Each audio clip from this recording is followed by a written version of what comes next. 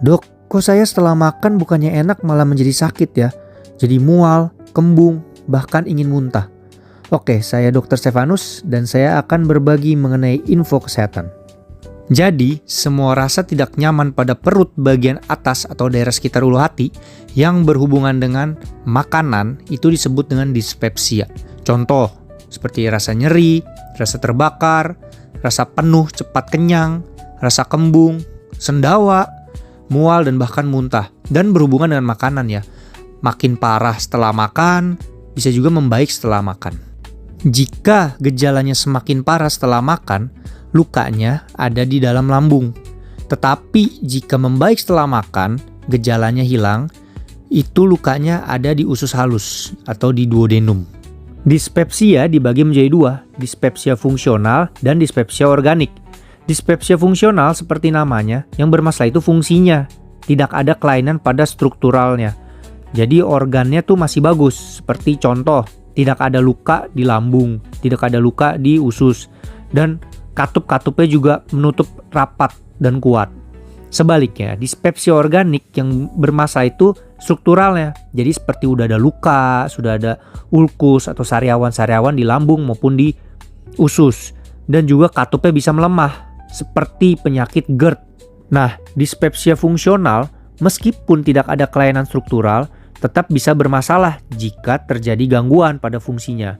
Yang pertama karena adanya gangguan pada pergerakan gastroduodenal.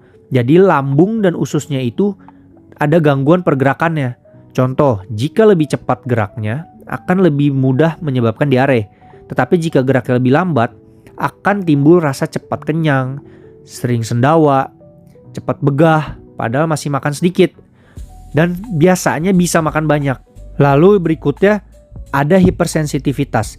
Jadi pada orang tertentu ada yang jika makan makanan tertentu akan menyebabkan diare atau rasa tidak enak atau begah. Contoh, ada orang yang kalau makan keju langsung diare. Ada yang kalau makan sambal pedas-pedas langsung sakit perutnya. Tetapi ada orang lain yang tidak kenapa-kenapa jika makan keju atau makan pedas. Lalu yang ketiga, karena adanya faktor psikososial seperti stres eksternal. Contohnya, saat gugup, mau meeting, mau ujian, itu bisa menyebabkan rasa tidak enak, tidak nyaman pada perut. Lalu yang keempat, bisa karena peranan asam lambung yang meningkat. Dan yang kelima, bisa karena infeksi Helicobacter pylori.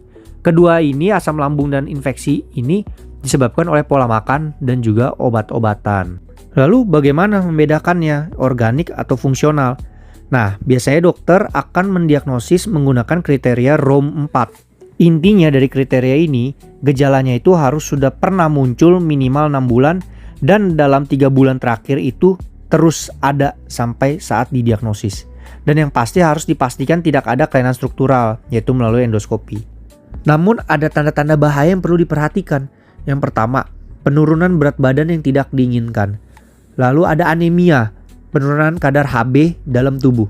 Dua hal tersebut yang paling sering terlewat oleh pasien karena tidak berdampak secara langsung. Lalu yang berikutnya, kesulitan dalam menelan yang bersifat progresif. Yang awalnya tidak bisa menelan makanan padat, lama-kelamaan tidak bisa menelan cairan. Lalu yang berikutnya ada muntah yang terus-menerus.